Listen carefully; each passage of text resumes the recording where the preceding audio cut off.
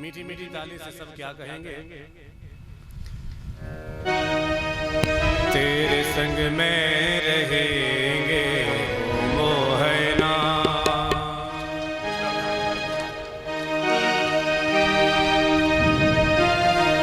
हो मोहना, हो सोहना, हो मोहना, हो सोहना,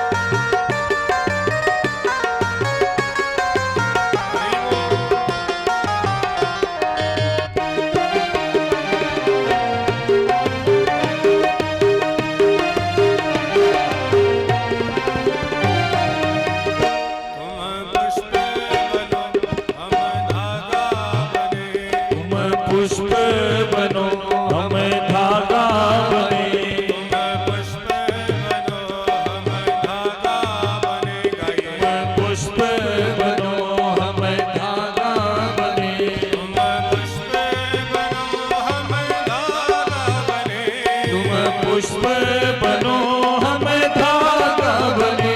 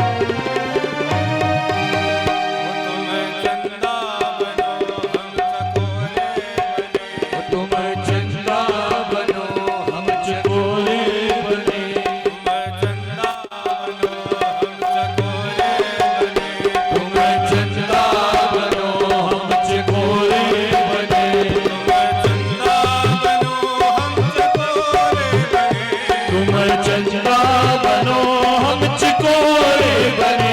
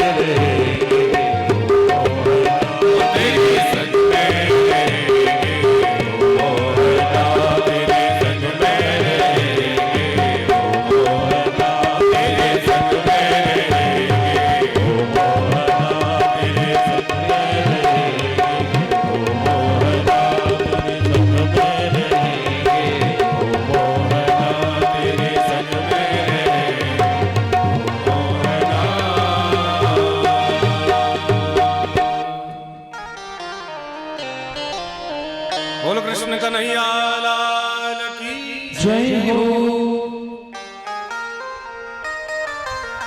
तो शौनक जी ने सूत जी से पूछा, महाराज बड़ा सुंदर आप हमको ये प्रवचन कर रहे हैं भागवत का, परंतु मन में एक बड़ी जिज्ञासा है। सूत जी ने कहा, शौनक जी पूछो क्या जिज्ञासा है। तो शौनक जी ने कहा, हे सूत जी महाराज, आप जिस भागवत का हमको प्रवचन कर रहे हैं, इस भागवत की रचना कब हुई, कहाँ हुई और किसने की। तो कस्मिन युगे प्रवृत्तियम स्थाने वा केन हेतुना, कोई ना कोई उद्देश्य तो रहा होगा। इतने बड़े ग्रंथ की जब रचना हुई तो कोई ना कोई उद्देश्य तो रहा होगा, इसलिए महाराज बताओ इसकी रचना कब हुई, कहाँ हुई, किसने की। तब सूत जी कहते हैं, शौनक जी ये उस समय की बात है, पाराशर्य महाभाग भवता कच्चिदात्मनः परितुष्यन्ति शारीरम् आत्मा मानसे वहि। हे शौनक जी, ये उस समय की बात है जब द्वापर के अंत में महर्षि वेदव्यास जी धराधाम पर प्रकट हुए, और ये भी भगवान के अवतार है, परंतु ये अवतार कला अवतार है। कला अवतार का अर्थ होता है जब भगवान जीवों का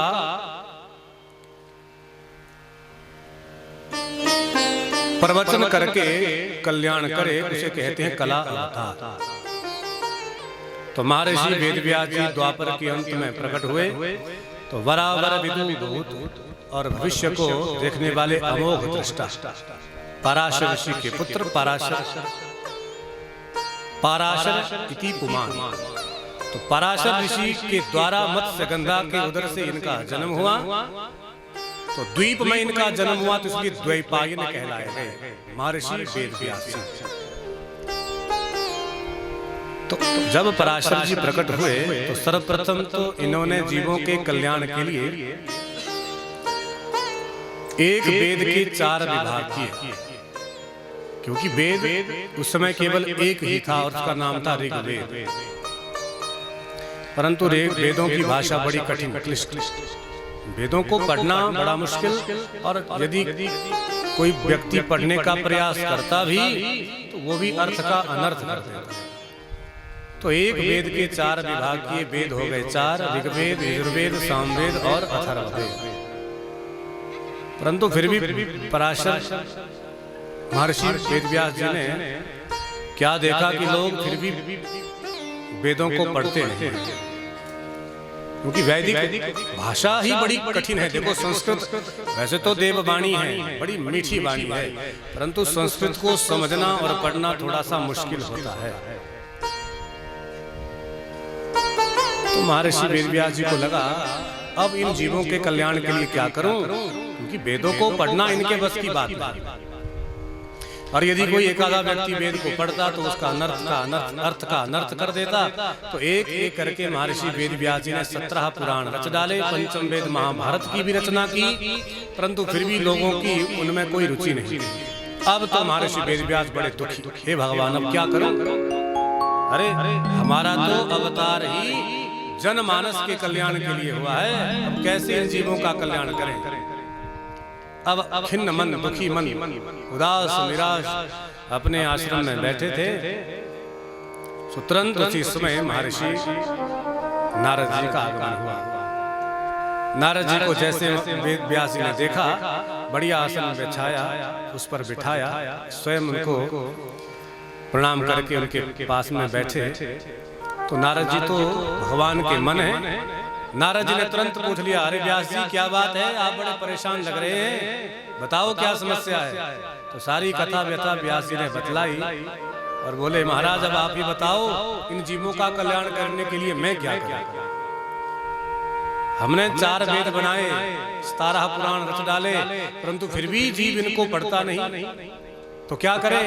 तो नारद जी कहते हैं, व्यास जी न यद चित्रपदं हरर्यशो जगत पवित्रं प्रगृणीत करहिचित् तदवायसं तीर्थमुशन्ति मानसा न यत्र हंसा निरमन्त्युशिक्षयः। अरे व्यास जी हम जानते हैं आपने जनमानस का कल्याण के लिए बड़े बड़े कार्य किए, परंतु महाराज आपने अभी तक उस पुराण की रचना नहीं की जिस पुराण को रचना करने के बाद लोग पागलों की भांति उस ग्रंथ को, उस शास्त्र को सुनने के लिए भागे। व्यास जी बोले अच्छा महाराज वो कौन सा शास्त्र होगा, कौन सा पुराण होगा। नारद जी कहते हैं उस पुराण का नाम श्रीमद् भागवत महापुराण होगा, आप उसकी रचना करो, और भागवत ही परमहंसों की संहिता है। और फिर देखो भगवान कृष्ण जब धराधाम पर आए थे, उन भगवान की लीलाओं को उस ग्रंथ में लिखो, और फिर देखो धावन्ति पीयूष पानाय रस लंबटा, तो रस के पारखी होंगे वो भागे चले जाएंगे। इसलिए आप भागवत की रचना करो। तो व्यास जी बोले नारद जी आपने बिल्कुल सही कहा, परंतु अब हमारी आयु और परिस्थिति ठीक नहीं है, क्योंकि देखो आयु भी बहुत बूढ़ी, आयु बहुत वृद्ध, और अब मन में कोई इच्छा शक्ति भी नहीं है, क्योंकि देखो मन के बिना कोई भी कार्य नहीं हो सकता है। मन मुख्य, शरीर के भीतर मन ही एक मुख्य पात्र है। जैसे हम कथा में आए हैं, आप लोग बैठे हैं ना, यदि मन कथा में नहीं होगा, आप 3 घंटे बैठे रहो, कोई उससे लाभ होने वाला नहीं है, क्योंकि मन जब कथा में होगा ही नहीं तो मन के द्वारा ही हमारा संपूर्ण शरीर चलायमान है। मनाएव कारणम ही मनुष्याणाम मंद मोक्षयो, मन ही एक मुख्य पात्र। तो व्यास जी ने कहा महाराज अब मन भी थोड़ा सा दुखी है और शरीर भी शिथिल है, इसलिए हमसे अब नहीं होगा। तो नारद जी ने कहा व्यास जी आप ऐसा करो, संत महात्माओं की शरण में जाओ। संत महात्मा बड़े कृपा पात्र होते हैं, क्योंकि संत साक्षात भगवान का ही विग्रह होते हैं। इसलिए जाओ, संत महात्माओं के पास में जाओ, उनसे आपको प्रेरणा मिलेगी और आप भागवत की रचना कर डालो। और नारद जी ने कहा, नारद व्यास जी देखो, संत महात्माओं की ऐसी अद्भुत कृपा होती है ना, मैं आपको प्रमाण दूं। नारद जी कह रहे हैं, व्यास जी मैं नारद पूर्व जन्म में एक दासी का पुत्र था, रामदास मेरा नाम था, और मेरी माता बड़ी निर्धन, मेरे जन्म के बाद ही मेरे पिताजी की मृत्यु हो गई। तो मेरी माँ दूसरों के घरों में जूठे बर्तन मांजती थी, तब मेरा पेट भरती थी। सो एक दिन मैंने भी माता जी से कहा, जब मेरी आयु 5 वर्ष की हुई, माता जी मुझे भी साथ ले चलो।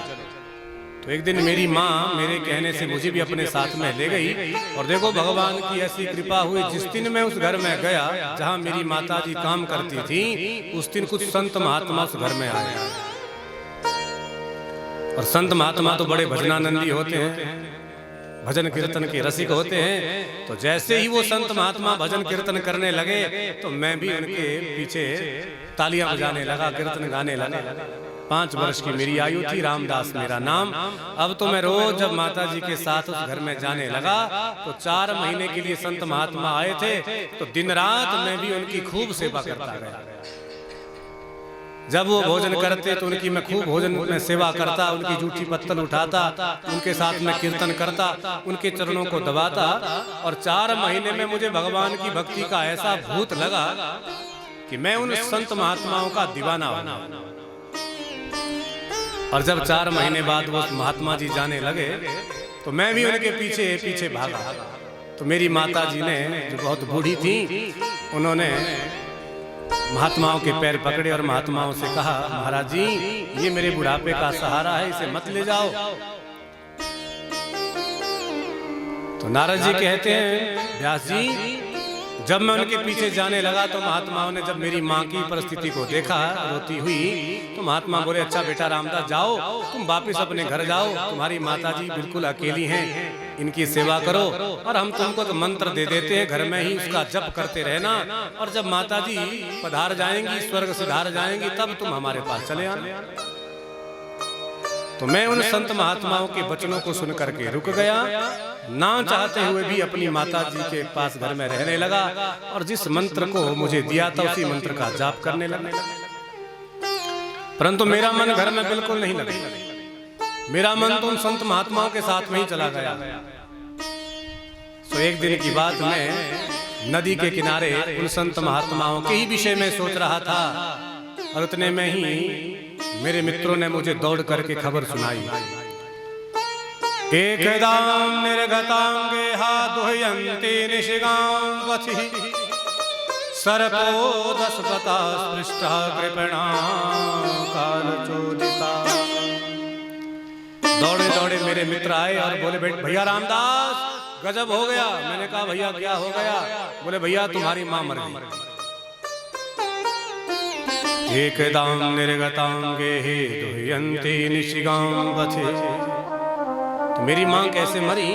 मेरी माँ जैसे ही गाय धोने के लिए गौशाला में गई, घास के ऊपर पैर रखा, तो मानो साक्षात काल ही एक ब्याल के रूप में, सर्प के रूप में आज वहां पर बैठा था, और मेरी माँ को डंक मारा, तत्क्षण मृत्यु हो गई। और जब वो समाचार मुझे मेरे मित्रों ने सुनाया, मैं खुशी से पागल हो गया। अरे मैं तो उठ करके नाचने लगा, भैया माँ मर गई, अब तो सारे झंझट समाप्त हो गए, अब तो उन संत महात्माओं के पास जाऊंगा। परंतु फिर विचार किया, भाई देखो मैं संसार का प्राणी हूँ, लोग क्या कहेंगे, भाई देखो इसकी माँ मर गई और ये पागल नाच रहा है। तो मैं जोर जोर से रोने लगा, भागा भागा घर गया, अपनी माता जी का अंतिम संस्कार किया, दशकर्म किए, और जैसे ही 10 दिन बीते, तो मैं तुरंत 10 दिन के बाद उसी मार्ग से जंगल में उन संत महात्माओं को ढूंढने निकले। अब महात्मा तो कब के गए थे, कहाँ मिलते?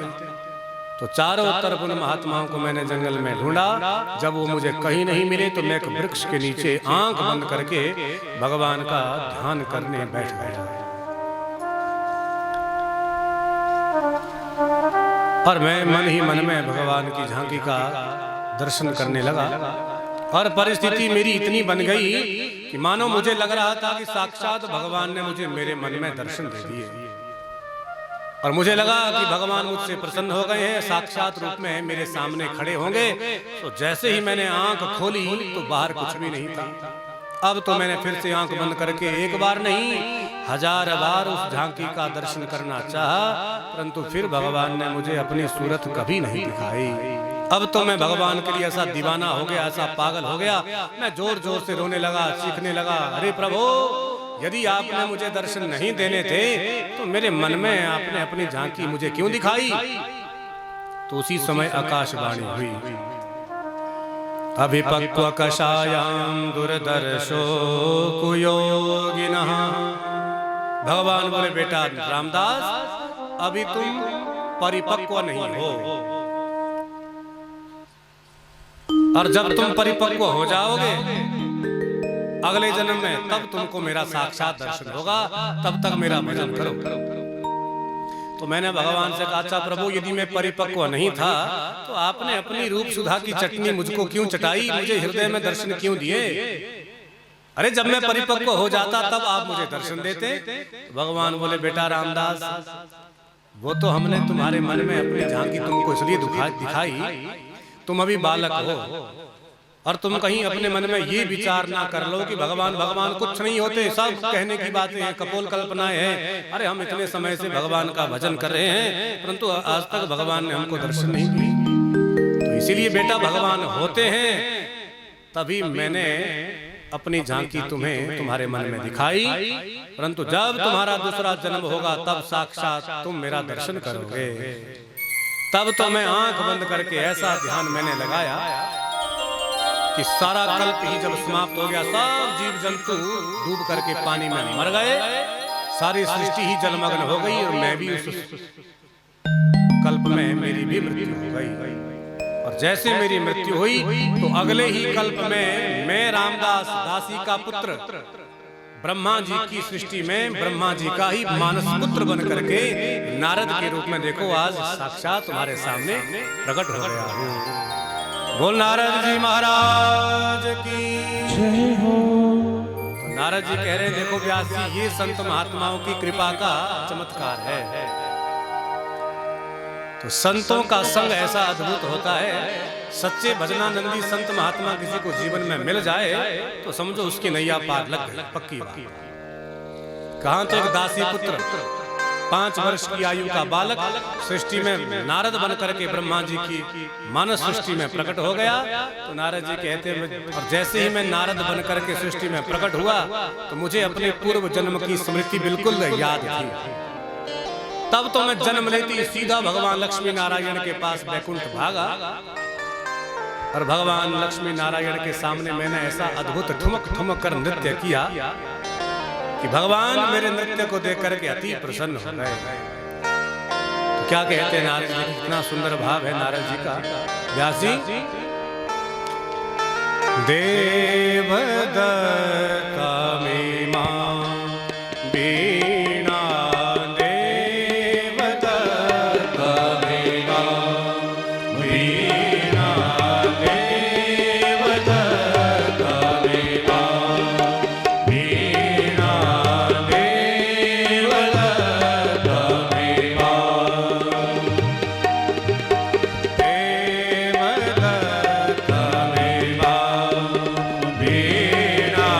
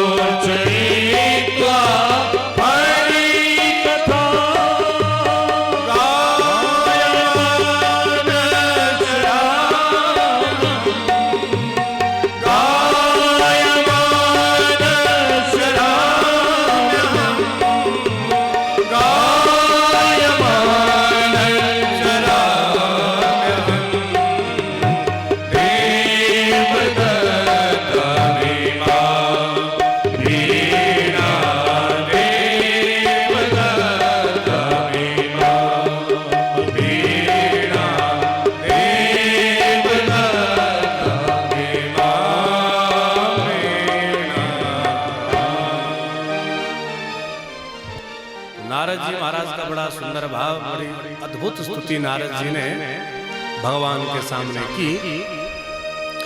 तो नारद जी कहते हैं, महर्षि वेदव्यास जी, देवदत्ता निमाम वीणा, ये जो आज आप मेरे हाथ में वीणा देख रहे हैं ना, नारद जी की आपने कहीं भी फोटो देखी होगी या दूरदर्शन में नारद जी का चरित्र देखा होगा, तो नारद जी के गले में एक वीणा लटकी हुई रहती है हमेशा। तो नारद जी कहते हैं, व्यास जी, इमाम वीणा देवदत्ता, आप मेरे हाथ में जो आज वीणा देख रहे हैं ना, ये स्वयं भगवान ने अपने हाथों से मुझे भेंट स्वरूप प्रदान की है। क्योंकि मैंने जब भगवान के सामने इतना सुंदर नृत्य किया तो भगवान ने मुझसे कहा, अरे नारद, मैं तुम्हारे नृत्य से इतना प्रसन्न हूँ, अब तुम्हें क्या दूं? तो जब भगवान को कुछ समझ में ही नहीं आया कि नारद जी को क्या दिया जाए, तो नारद जी कहते हैं, नारायण के बगल में लक्ष्मी जी बैठी थी और देवी लक्ष्मी जी के हाथ में वीणा थी,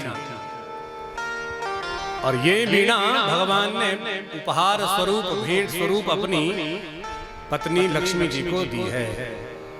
तो भगवान को लगा मेरे पास में नारद जी को देने के लिए कुछ भी नहीं है, तो तुरंत जब वीणा दिखाई दी तो अपनी पत्नी के हाथ से वीणा ली और नारद जी को प्रदान की और बोले, बेटा नारद, मैं तुम्हारे नृत्य से बड़ा प्रसन्न हूँ, इसलिए इमाम वीणा देवदत्ता, ये भगवत प्रदत्त वीणा है जो आज मेरे हाथ में है। भगवान ने कहा, जाओ नारद, इस वीणा पर हमारे गुणों का गुणानुवाद सारे जगत में गाओ, तुम्हारी सब जगह पूजा होगी।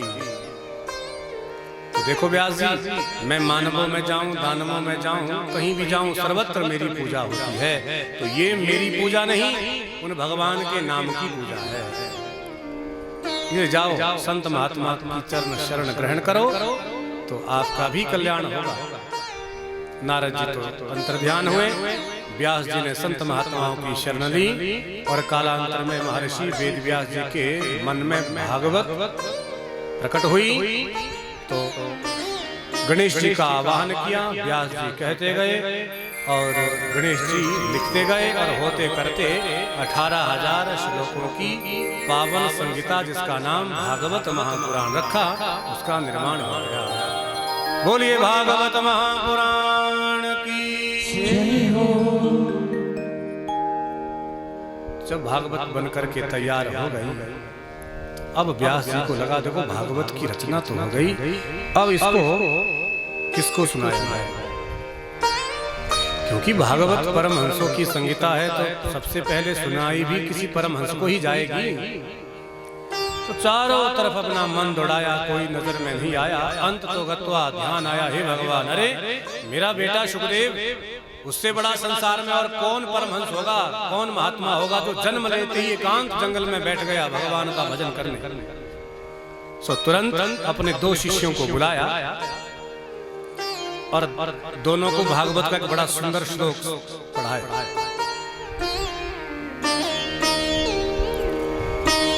और दोनों से कहा, जाओ शुकदेव, तुमको कहीं भी दिखाई दे, शुकदेव के सामने श्लोक को गाना। दोनों शिष्य गए जंगल में। जब शुकदेव जी नजर आए, दोनों शिष्यों ने मधुर स्वर में भागवत के श्लोक का गायन आरंभ कर दिया। तो दोनों शिष्य क्या कहते हैं? वरहापीडं नटवर वपो कर्णयो कर्णिकारं बिभ्रदवासं कनककपिशं वैजयन्तीं च मालां रन्ध्रार्णवेणोरधरसुधया पूरयन् गोपवृन्दैः वृन्दारण्यं स्वपदरमणं प्राविशत गीतके।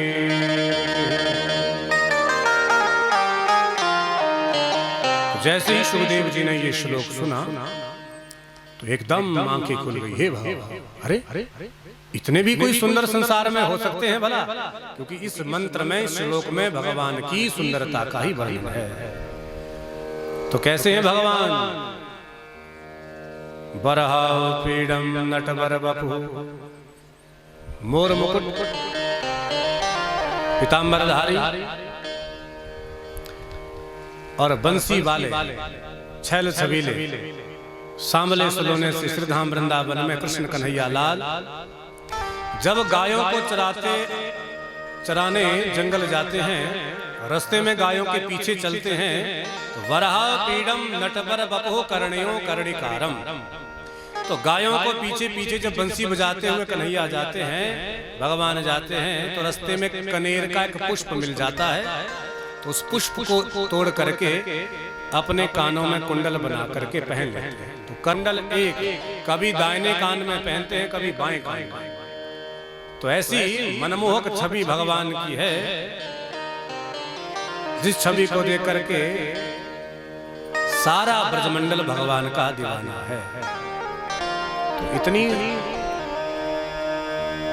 सुंदर छैल छबीली अदा का जब दोनों शिष्यों ने वर्णन किया तो सुखदेव जी ने दोनों से कहा, अच्छा भैया जरा इनके बारे में और बताओ, ये कौन है, कहाँ रहते हैं, क्या करते हैं, इतने भी सुंदर कोई संसार में भला हो सकते हैं। तो दोनों शिष्यों ने कहा, भाई देखो महाराज, अब हमको तो केवल एक ही श्लोक आता था, वो हमने आपको सुना दिया। आपके पिताजी के पास ऐसे 18,000 श्लोक हैं, जाओ उनसे जाकर के सुनो। तो सुखदेव जी ने मन में विचार किया, भाई देखो होंगे कोई श्याम सुंदर, हमें क्या लेना देना, अरे हम तो एकांत में भगवान का भजन कर रहे हैं, इसलिए ये आवश्यक नहीं कि जो व्यक्ति ज्यादा सुंदर होता है वो स्वभाव से उतना ही सरल होता है। बहुत सारे लोग संसार में देखने में बड़े सुंदर होते हैं, परंतु जब उनसे बात करते हैं ना तो ऐसा लगता है कि डंडे मार मार, उनका स्वभाव बड़ा विचित्र होता है। तो ये आवश्यक नहीं कि जो सुंदर हो वो सरल भी हो। भगवान सुखदेव जी ने सोचा, भाई ना जाने वो कैसे होंगे, उनका स्वभाव कैसा होगा, इसे छोड़ो, आंख बंद करके फिर निर्गुण सत्ता में बैठ गए। दोनों शिष्य वापिस गए, गुरुदेव से कहा, महाराज हमने तो आपके पुत्र को श्लोक सुनाया, आंखें खोली भी थी, परंतु फिर समाधि में बैठ गए। अच्छा, तुम्हारे श्री वेद व्यास भी अंतर्यामी हैं, समझ गए कि हमारे पुत्र को भगवान के स्वभाव के विषय में चिंता हो रही है। तो अब की बार भगवान के स्वभाव का ही बढ़िया एक भागवत का सुंदर श्लोक दोनों शिष्यों को रटाया। जाओ सुखदेव के सामने गुनगुनाओ। दोनों शिष्य सुखदेव जी के पास में पहुंचे और बड़े ही मीठी वाणी से श्लोक को गाने लगे। तो क्या कहते हैं दोनों शिष्य, अहो बकीयम सनकाल कूटम, अहो बकीयम सनकाल कूटम, अहो बकीयम सनकाल कूटम, अहो बकीयम सनकाल कूटम, अहो बकीयम सनकाल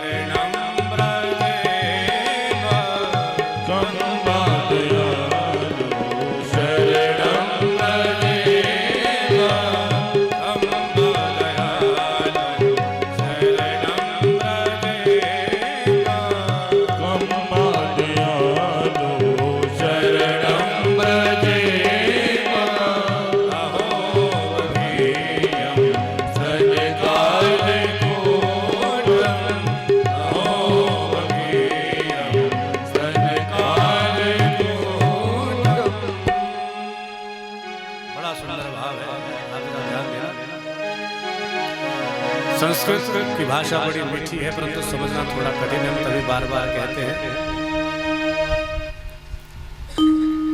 परंतु शास्त्र कहते हैं, दर्शन शास्त्र कहता है, वस्तु शक्ति ज्ञान की अपेक्षा नहीं रखती। मतलब आपको समझ में आए या ना आए इससे कोई मतलब नहीं। क्यों? क्योंकि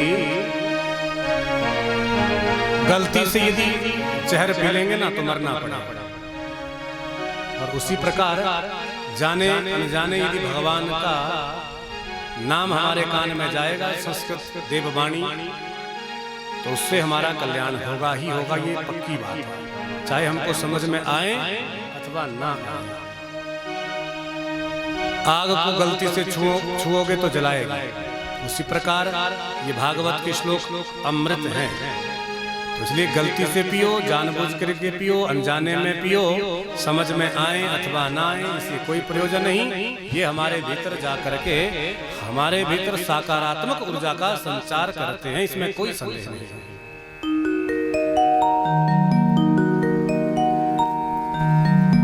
तो दोनों शिष्यों ने कहा, अहो बकीयम स्तनकालकूटम। क्या रे? अहो बकीयम, बकी नाम पूतना। धन्य वो पापनी पूतना है जो भगवान को मारने के लिए अपने स्तनों में कालकूट विष लगा करके आई थी। देखो भगवान ने उससे कोई भेदभाव नहीं किया। पूतना ने जब भगवान को पालने से उठाया, अपना स्तनपान करवाया, भगवान मस्ती से दूध पान करते रहे। तो जब दूध समाप्त हो गया तो भगवान ने पापनी पूतना का विष पान किया। जब विष भी समाप्त हो गया तो भगवान को लगा अब क्या पीऊं, क्यों ना मौसी के प्राण ही पी लूं। तो भगवान ने बकी पूतना के प्राण पी लिए, और मरने के बाद जो गति माता यशोदा को प्राप्त होनी है वो गति यहाँ पर यशोदा से पहले भगवान ने पापनी पूतना को प्रदान कर दी, अर्थात माता की गति प्रदान की।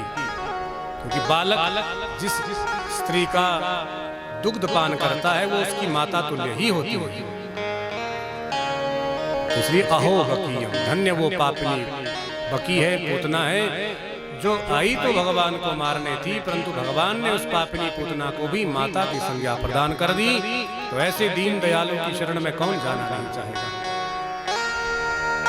कम्बा दयालुम शरणम ब्रजेमः।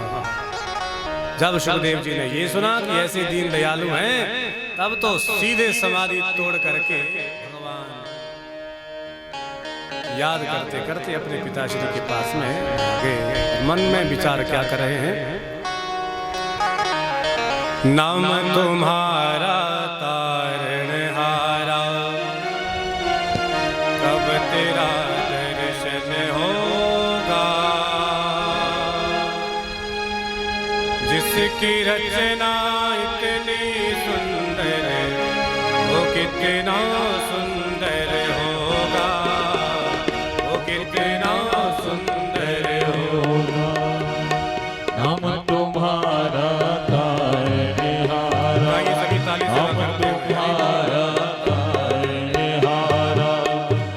तेरा दर्शन होगा, जिसकी रचना इतनी सुंदर वो कितना सुंदर होगा, वो कितना सुंदर होगा।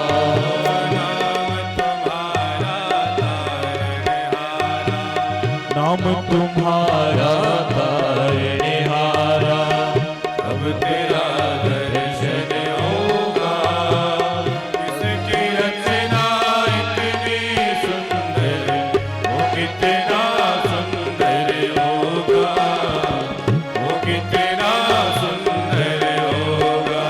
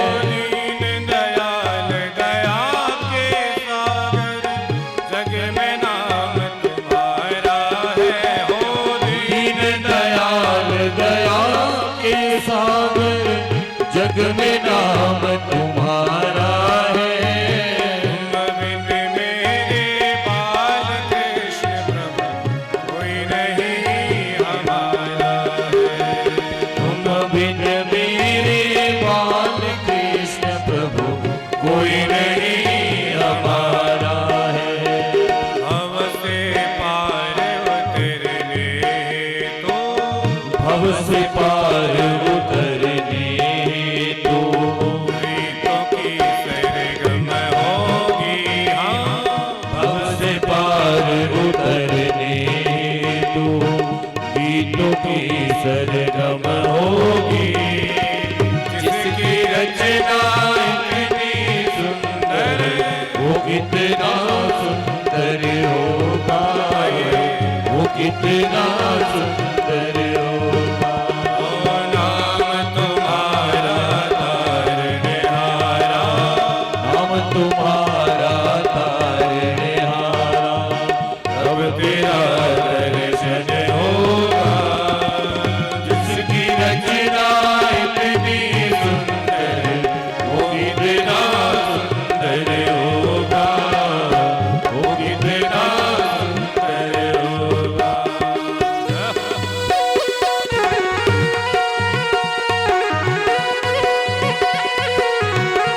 बोले श्याम सुंदर भगवान की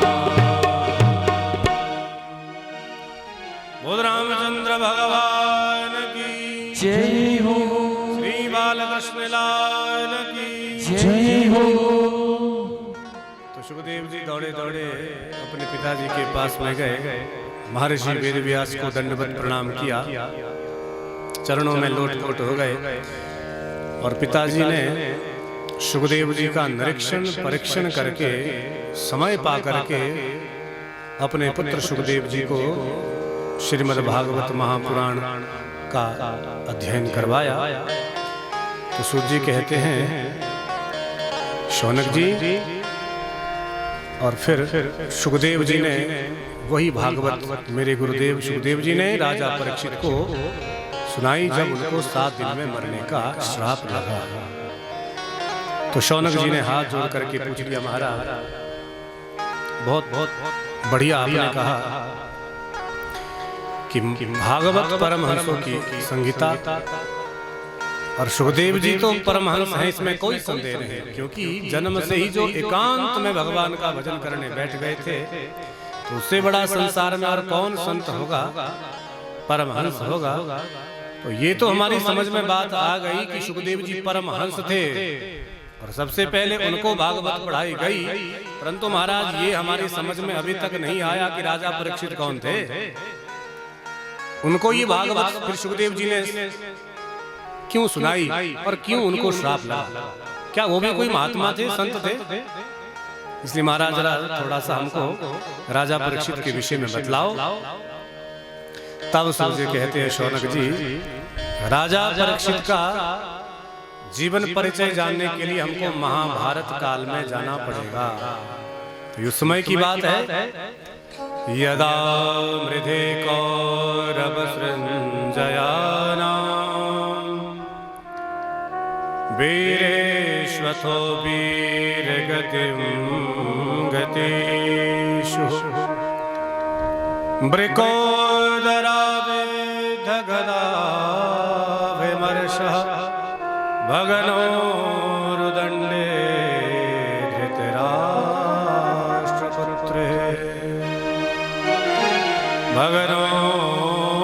भगनोरुदण्डे धृतराष्ट्रपुत्रे।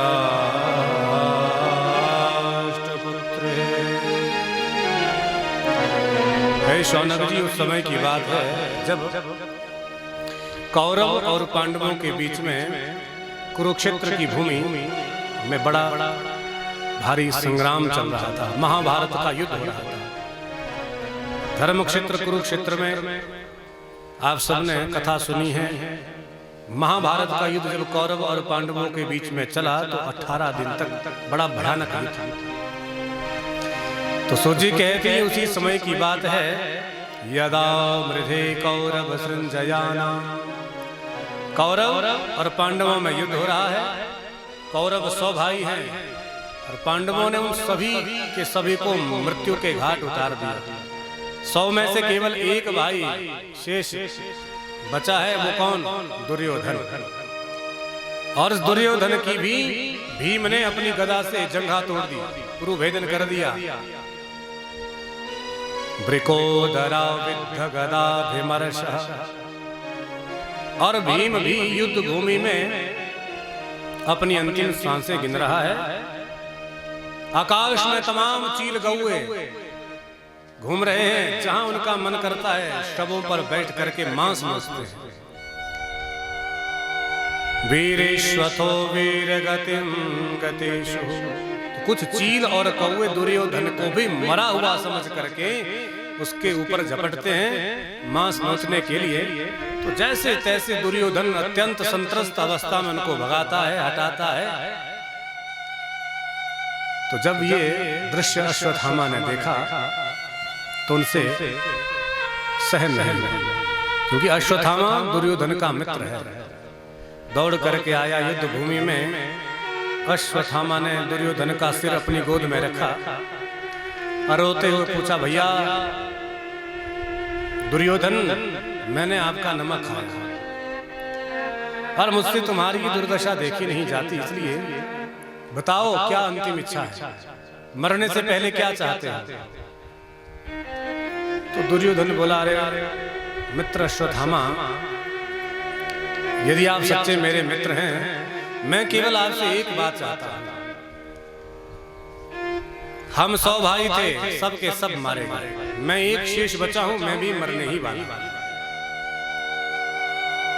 परंतु मित्र मेरे जो शत्रु हैं वो 5 भाई और अभी तक पांचों के पांचों जीवित हैं।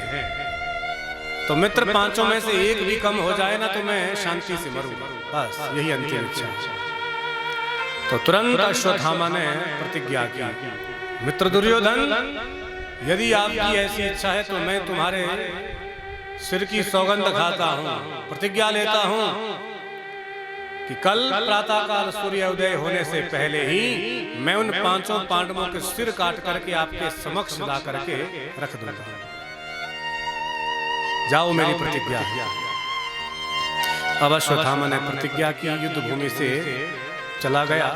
रास्ते में विचार करने लगा, भाई देखो हमने प्रतिज्ञा तो कर ली, परंतु पांडव बड़े सशक्त हैं, शक्तिशाली हैं। अरे जिन 5 पांडवों ने इतनी बड़ी सेना को धराशाही कर दिया तो मैं उनको कैसे मार पाऊंगा। अब विचार कर ही रहे थे तो एक न्याय समझ में आया जिसको कहते हैं काक उलूक का न्याय। मान लीजिए जैसे रात्रि में एक पेड़ पर बहुत सारे कौवे बैठ जाएं, तो कौवा देखो बड़ा चंचल चपल पक्षी होता है, परंतु यदि रात्रि में उन कौवों पर अकेला उल्लू हमला कर दे तो सारे के सारे कौवे मारे जाएंगे। क्यों? क्योंकि उल्लू को रात में दिखाई देता है और कौवों को दिखाई नहीं देता। तो अश्वत्थामा ने भी सोचा, भाई यदि मैं रात के अंधेरे में जाऊंगा और सोते हुए उन पांडवों को मारूंगा तो तभी उनको मार पाऊंगा, नहीं तो नहीं मार पाऊंगा। अब तो जैसे ही रात्रि होने लगी तो देखो भगवान पांडवों के पक्षधर हैं। भगवान द्वारिकाधीश शिविर में पांडवों के साथ में बैठे हैं, बात वार्तालाप कर रहे हैं। तो भगवान अंतर्यामी है, सब जानते हैं क्या होने वाला है। तो आज देखो भगवान ने पांडवों से पहले ही कह दिया, भैया युधिष्ठिर अब तो लगभग तुमने युद्ध जीत ही लिया, अब तो तुम्हारा राजा बनना सुनिश्चित है, अब तो तुमको सारा राज्य मिलने ही वाला है। इसलिए चलो आज हम शिविर में नहीं सोएंगे, शिविर से बाहर विजय की उत्सव रात्रि मनाते हैं धूमधाम से, चलो। तो जब भगवान ने कहा, सारे पांडव भगवान के साथ शिविर से बाहर निकल गए और थोड़ा सा दूर एकांत में बैठ करके उत्सव मनाने लगे। तो सूत जी कहते हैं, शौनक जी अश्वत्थामा तलवार निकाल करके जैसे शिविर के पास में आया तो उससे पहले ही 5 पांडवों के द्वारा देवी द्रौपदी के गर्भ से जो 5 बालक पैदा हुए थे, जो देखने में बिल्कुल पांडवों की ही तरह थे, वो 5 बालक अपने पिता की शैया पर आकर के सो गए। अब जैसे उनको निद्रा आई, अश्वत्थामा अंधेरे में आया, तलवार से 5 बालकों के सिर काट दिए, बड़ा प्रसन्न हो गया। 5 के सिर दौड़ करके युद्ध भूमि की तरफ भागा। अब प्रातःकाल होने ही वाला था, सो अश्वत्थामा ने सोचा प्रातःकाल होने से पहले ही मैंने वचन दिया है, प्रतिज्ञा की है, इन 5 पांडवों के सिर अपने मित्र को दिखाऊंगा। सो भागा भागा जैसे अश्वत्थामा दुर्योधन के पास पहुंचा, अपने मित्र को जगाया, मित्र दुर्योधन देखो मैं तुम्हारे 5 शत्रुओं के सिर काट करके लाया हूं। अब जब दुर्योधन ने सुना, आंखें खोली तो थोड़ा अभी उजाला हुआ नहीं था, मंद अंधकार था। तो जैसे ही धुंधला धुंधला दुर्योधन को जो दिखाई दिया, सचमुच पांडव लगे, क्योंकि पांडवों की ही तरह ही देखने में बिल्कुल थे। प्रसन्न हो गया, अरे भैया अश्वत्थामा तुमने मेरी इच्छा पूरी कर दी, 5 सब मर गए। अब जैसे ही थोड़ा सा और उजाला हुआ, दुर्योधन ने जैसे ठीक से देखा तो क्या देखा, अरे भैया अश्वत्थामा ये पांडव नहीं, पांडव पुत्र हैं। अरे भैया इनसे हमारा क्या बैर। मित्र अश्वत्थामा तुमने तो हमारे वंश में कोई पानी देने वाला नहीं रखा। तो दुर्योधन को बड़ा कष्ट हुआ, दुख हुआ, और दुर्योधन को श्राप था कि जब एक साथ तुमको हर्ष और कष्ट, शोक हो, दुख होगा तो तुम उसी समय मर जाओ। तो पहले तो बड़ा प्रसन्न हुआ, पांडव मर गए, जब लगा ये पांडव पुत्र हैं, दुखी हुआ, तो उसी समय प्राणहीन होकर के गिर गए। बोल भक्तवत्सल भगवान की। अब अश्वत्थामा ने विचार किया, हे भगवान गिरी पांडव जीवित हैं तो अब वो मुझे नहीं छोड़े। अब जैसे पांडव प्रातःकाल शिविर में आए, पांचों पुत्रों को मरा हुआ देखा, द्रौपदी तो जोर से चित्कार करके रोने लगी, हे भगवान ये क्या अनर्थ हो गया, मेरे पांचों पुत्र किस पापी ने इनको मार दिया। जोर जोर से रोने लगी। सारे पांडव अबाक मौन खड़े, हे भगवान ये क्या हुआ। भगवान भी खड़े हैं। जब सब मौन खड़े हैं, देवी द्रौपदी रो रही हैं। अर्जुन को बड़ा क्रोध आया। अर्जुन ने अपना बाण निकाला, देवी द्रौपदी के सिर के ऊपर रखा और प्रतिज्ञा कर ली, देवी द्रौपदी मैं तुम्हारे सिर की प्रतिज्ञा करता हूं, यदि आज सूर्यास्त होने से पहले मैंने उस पापी को पकड़ करके तुम्हारे सामने प्राण दंड नहीं दिए जिसने हमारे बालकों को मारा है, तो मैं अपने प्राण त्याग दूंगा। तदा शुचस्ते प्रमृजाम भद्रे गांडीव मुक्तिर्विशिखा रूपा घरे। अर्जुन ने प्रतिज्ञा की, शिविर से बाहर गया। जैसे ही अर्जुन शिविर से बाहर गए तो दूर युद्ध भूमि में ही अश्वत्थामा भागता हुआ नजर आया। अर्जुन समझ गए ये घृणित कार्य इसी पापी ने किया है। अब तो अर्जुन अश्वत्थामा के पीछे भागे। जब अश्वत्थामा ने देखा कि अर्जुन मुझे मारने आ रहा है, तो अश्वत्थामा डर गया और अपने बचाव में तुरंत अपना ब्रह्मास्त्र निकाला, अर्जुन को मारने के लिए छोड़ा। जहां अर्जुन ने देखा ब्रह्मास्त्र मुझे मारने आ रहा है, तो अर्जुन विचार करने लगे, भाई देखो ब्रह्मास्त्र का तो दुनिया में कोई उपाय तोड़ है ही नहीं, इसलिए अब क्या करूं, ये मुझे मार देगा। तो अर्जुन वापस भागे शिविर की तरफ।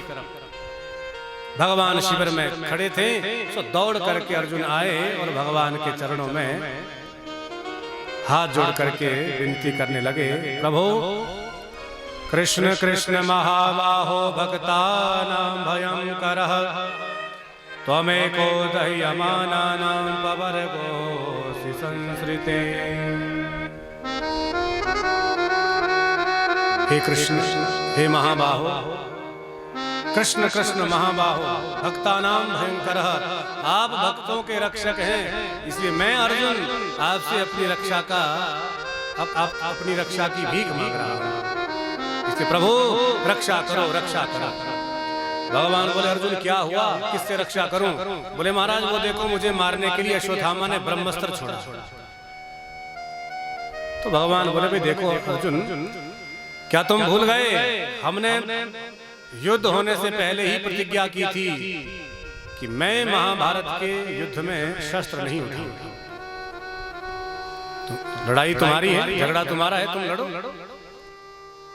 अर्जुन बोले, महाराज वो तो मुझे याद है, परंतु देखो ब्रह्मास्त्र मुझे मारने आ रहा है, ये मेरे प्राण ले लेगा, इसलिए कोई उपाय तो बताओ। क्योंकि जब समस्या बहुत ज्यादा उलझ जाती है तब भगवान ही सुलझाते हैं। भगवान बोले, अच्छा अर्जुन यदि मुझसे उपाय पूछ रहे हो तो भाई देखो तुम धनुर्धारी हो, अरे तुम्हारे खजाने में भी ब्रह्मास्त्र है, तुम भी ब्रह्मास्त्र का प्रयोग करो। तुरंत अर्जुन खड़े हो गए, अपना ब्रह्मास्त्र निकाला, जैसे ही छोड़ा दोनों ब्रह्मास्त्र टकराए और भगवान ने अर्जुन से कहा, भाई अर्जुन जल्दी अपना ब्रह्मास्त्र शांत करो। भगवान की आज्ञा से अर्जुन ने अपना ब्रह्मास्त्र तुरंत शांत कर दिया।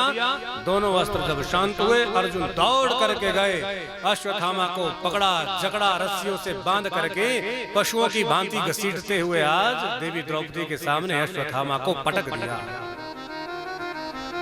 देवी द्रौपदी तो जोर जोर से रो रही है। सूजी कहते हैं, शौनक जी, जिस माँ के 5 पुत्र एक साथ मर गए हों, उस माँ की क्या स्थिति होगी, ये आप स्वयं अंदाजा लगा सकते हैं।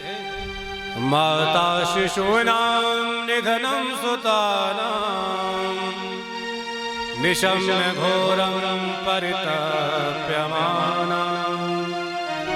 तदा रुदत्वाश्पकलाकुलाक्षी मां सान्त्वयन्नाः किरीटमाले।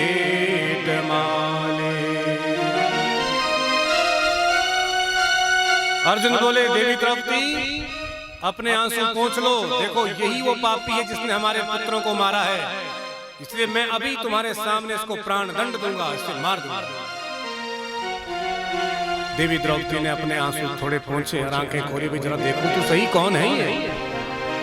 अब जैसे ही आंख उठा करके देखा, जब सामने अश्वत्थामा दिखाई दिए, देवी द्रौपदी अपना दुख कष्ट भूल गई और उठ करके गई और अश्वत्थामा के बंधन खोलने लगी और अपने स्वामी अर्जुन से बोली, महाराज मुच्यता मुच्यता मेषः ब्राह्मणो नितरां गुरु।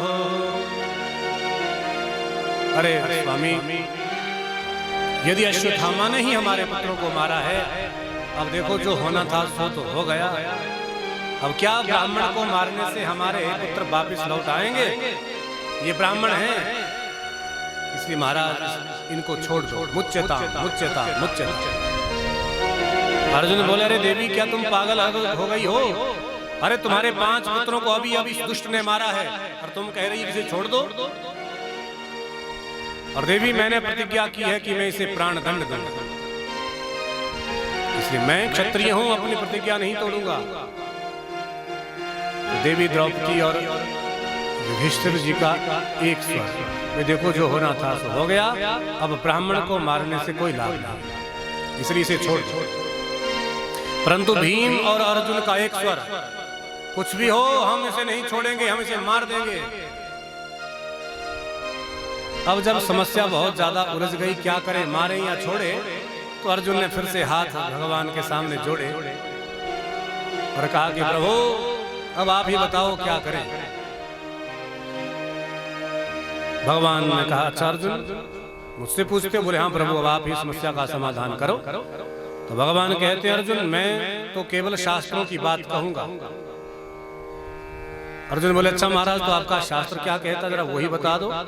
तो देखो भगवान कहते हैं, अर्जुन ब्रह्म बंधुर्न हन्तव्य आततायि बधाहरण मय्यैवो मयाम्नान्तं परिपायन शासनम्। देखो अर्जुन,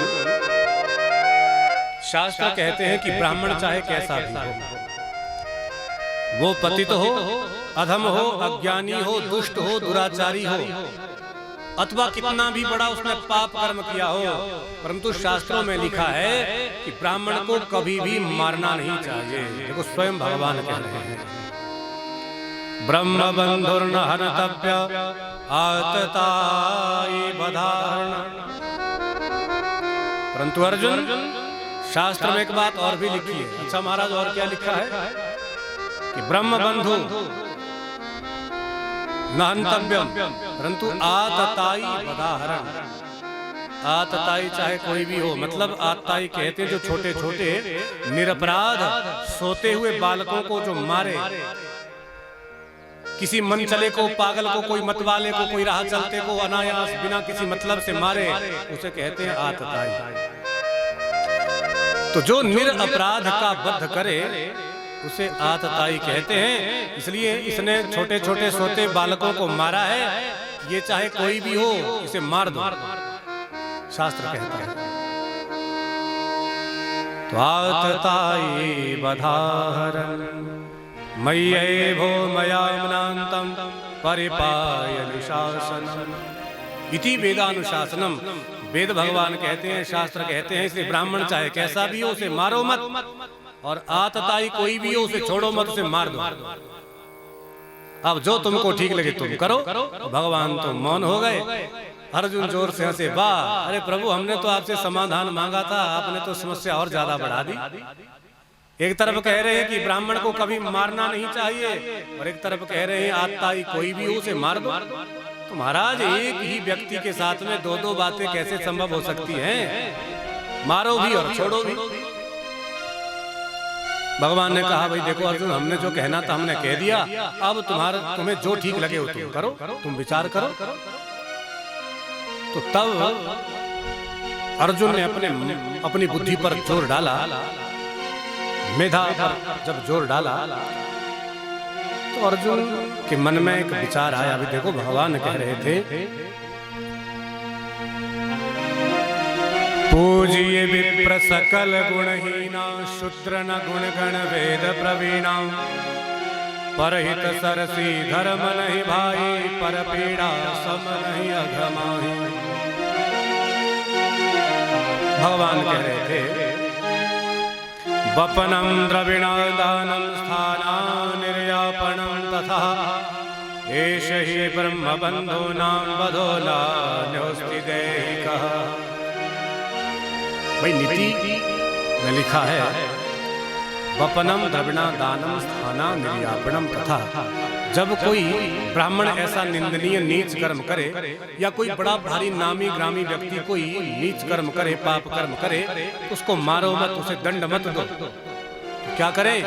बोले उसका अपमान कर दो, धक्के मार करके घर से निकाल दो, उसका सिर मुड़वा दो, तो वो उस व्यक्ति के लिए मृत्यु तुल्य ही कष्ट होता है। अर्जुन को जब ये बात याद आई तो तुरंत अपना बाण अर्जुन ने निकाला।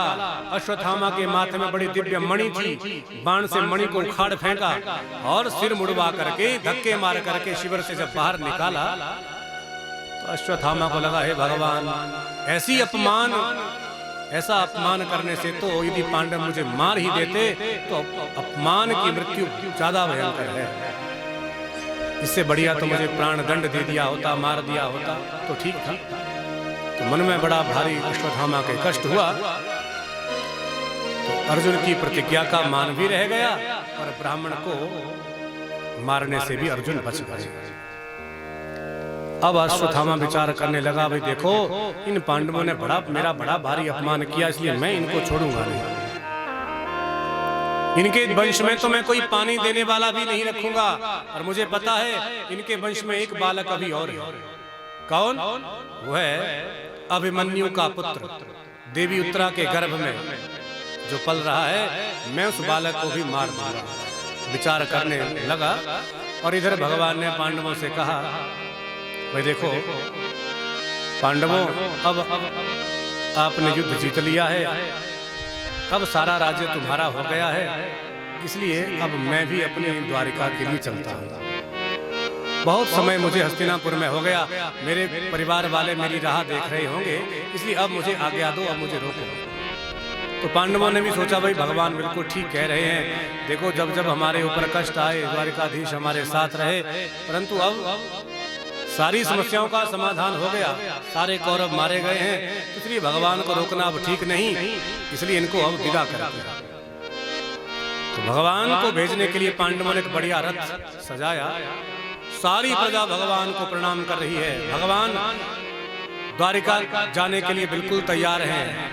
रथ को एक हाथ से पकड़ रखा है और दूसरे हाथ से सबको अभय मुद्रा में आशीर्वाद दे रहे हैं। अब भगवान रथ में बैठने ही वाले थे, सो इतने में ही एक सफेद वस्त्रों में बाल विधवा दौड़ी दौड़ी सभा को चीरती हुई आई। और ये कौन? ये है उत्तरा देवी। क्योंकि सूजी कहते हैं, शौनक जी, अश्वत्थामा ने उत्तरा देवी के गर्भ में जो बालक है उसको मारने के लिए भी फिर से ब्रह्मास्त्र का प्रयोग किया कि मैं बालक को मार दूंगा।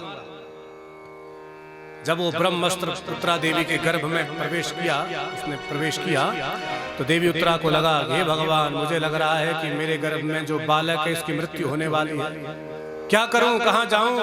जब कोई भी रास्ता उत्तरा देवी को दिखाई नहीं दिया, सो दौड़ करके गई और भगवान के चरणों में दंडवत लोटपोट हो गई।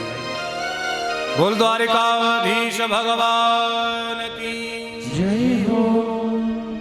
तो उत्तरा देवी कहती है, पाहि पाहि महायोगिन देव देव जगतपते, नान्यं तद भयं पश्ये यत्र मृत्यो परस्परम। पाहि, हे प्रभु, रक्षा करो, रक्षा करो, रक्षा करो।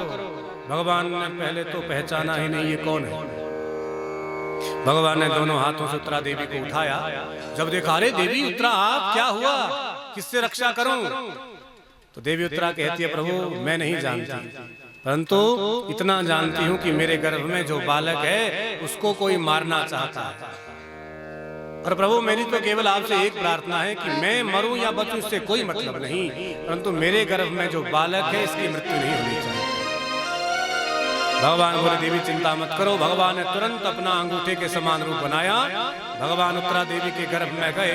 भगवान ने अपनी गदा को तीव्रता से घुमाया मानो सुदर्शन चक्र हो, और बालक फटी फटी आंखों से भगवान को निहारने लगा। हे भगवान, ये चार हाथ वाले कौन है जो मुझे बचाने आ गए?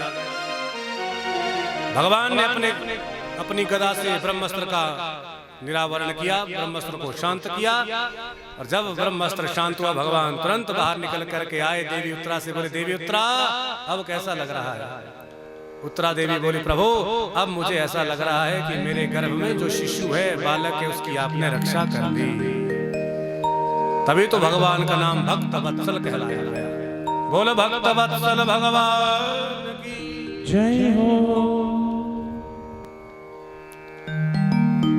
तो सारे पांडवों ने जब देखा, भाई देखो भगवान ने हमारे वंशधर की रक्षा की, तो सब मौन खड़े हैं। भगवान को कोई धन्यवाद भी नहीं दे रहा।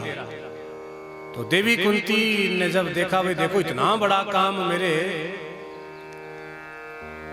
भगवान ने किया है और कोई इनको धन्यवाद भी नहीं दे रहा, तो देवी कुंती आगे आई और हाथ जोड़ करके भगवान की स्तुति की।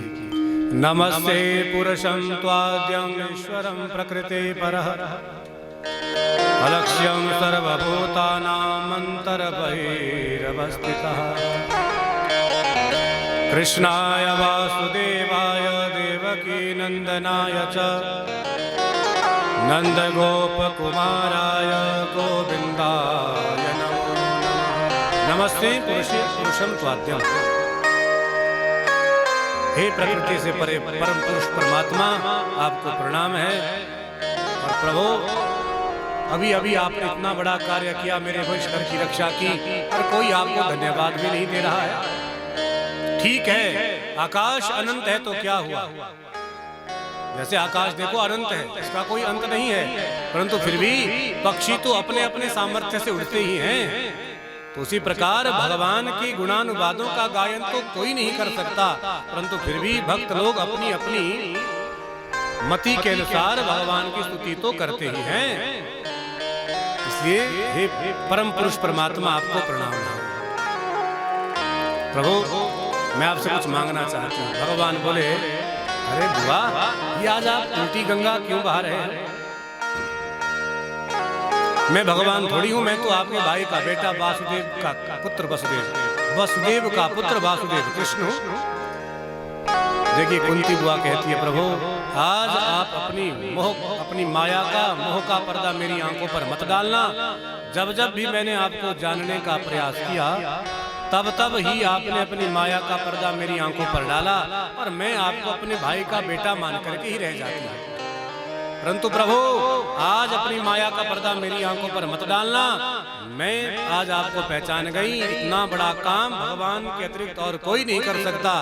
आप साक्षात भगवान हैं, इसलिए नमस्ते पुरुषं त्वाद्यं। प्रभु मैं आपसे कुछ मांगना चाहती हूँ। भगवान मुस्कुराते हुए बोले, रे बुआ यदि आपकी ऐसी इच्छा है, आपने मुझे भगवान बना ही दिया, अच्छा तो मांगो क्या चाहती है। तो देखो कितना सुंदर भाव, आपने जरा ध्यान देना। कुंती बुआ कहती है, प्रभु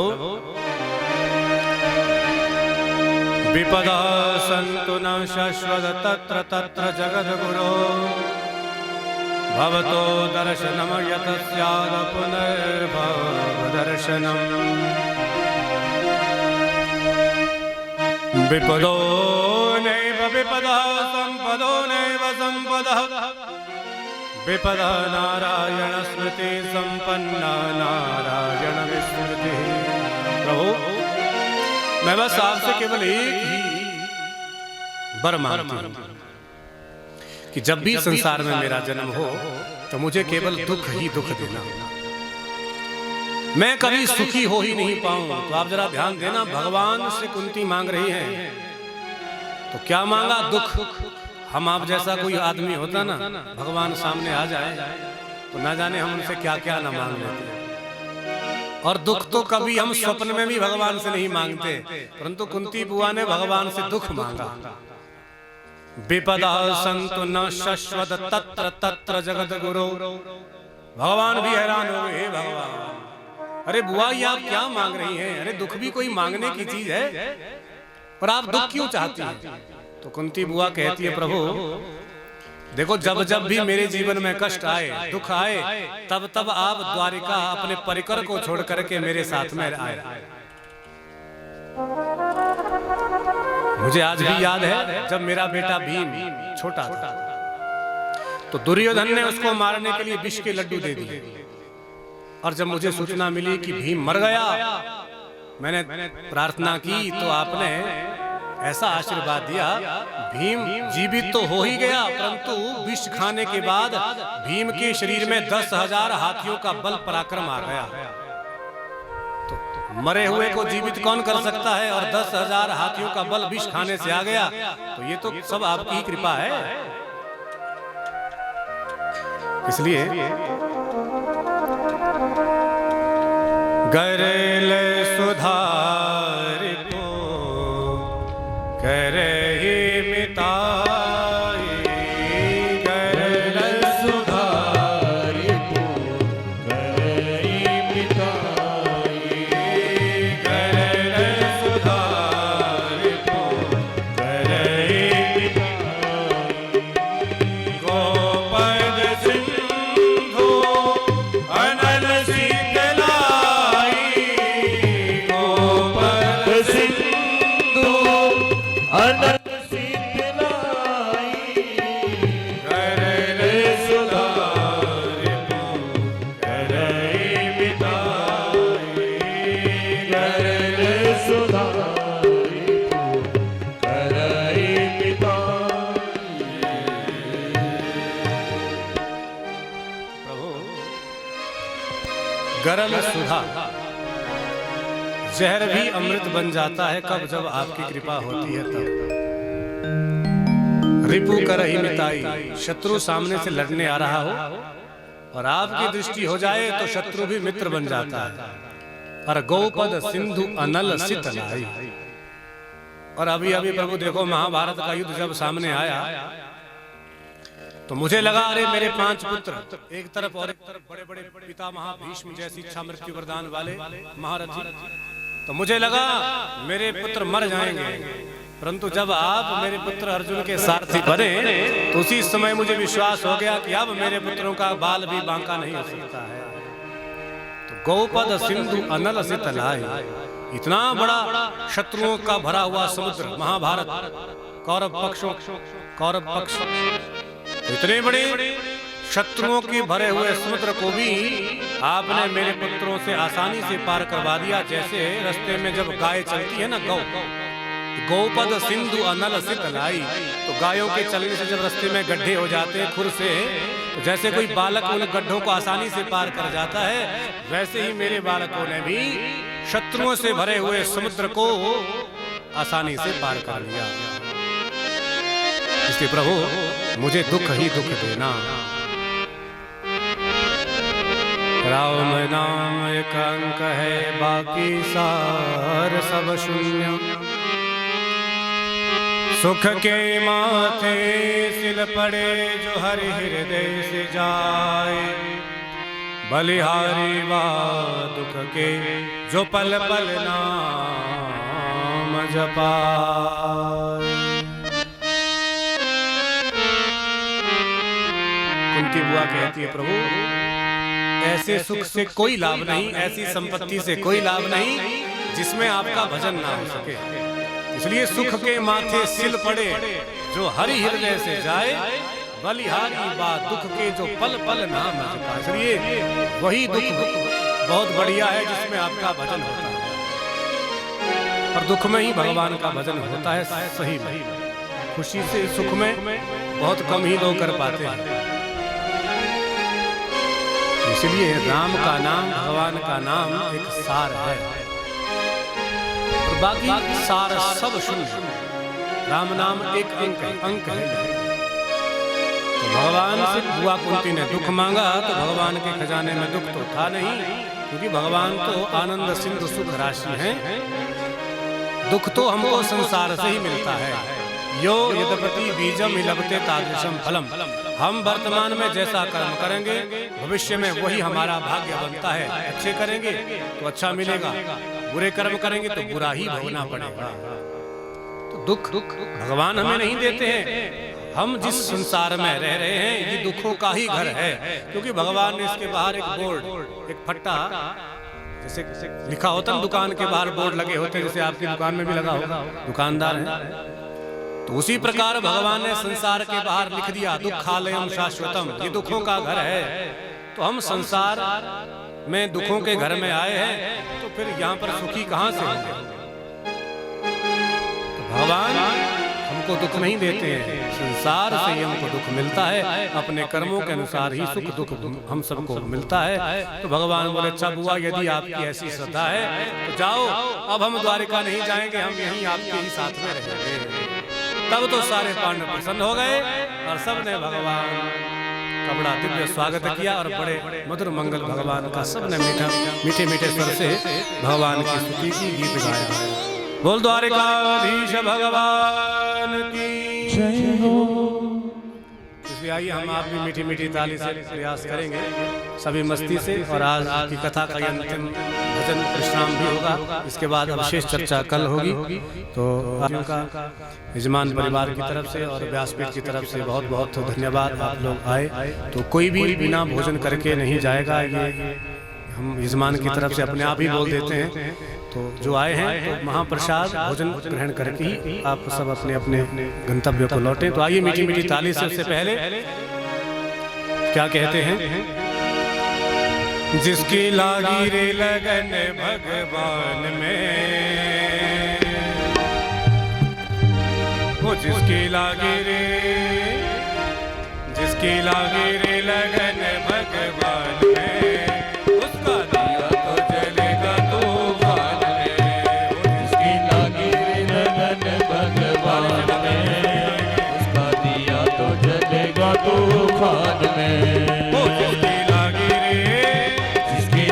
रे लगन भगवान में, उसका दिया तो जलेगा तूफान में। उसका दिया तो जलेगा तूफान में। वो जिसकी लागी रे लगन भगवान, ताली से बात करते सभी गाएंगे। तो जलेगा तूफान में। वो उसका दिया तो जलेगा तूफान में, उसका दिया तो जलेगा तूफान में। वो जिसकी लागी रे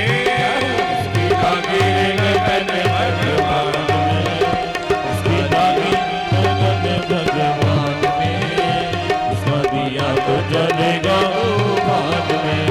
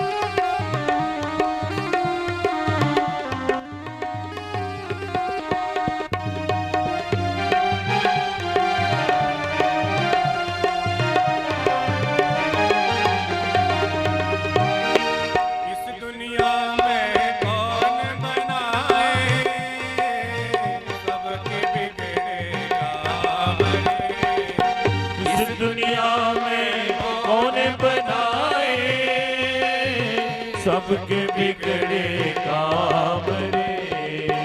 अनहोनी को होनी कर दे, उसका है नाम राम रे। अनहोनी को होनी कर दे, उसका है नाम राम रे। ओ जिसकी लागी रे, जिसकी लागी रे, जिसकी लागी रे लगन भगवान में, उसका दिया तो जलेगा तो लगन भगवान में, उसका दिया तो जलेगा तूफान में।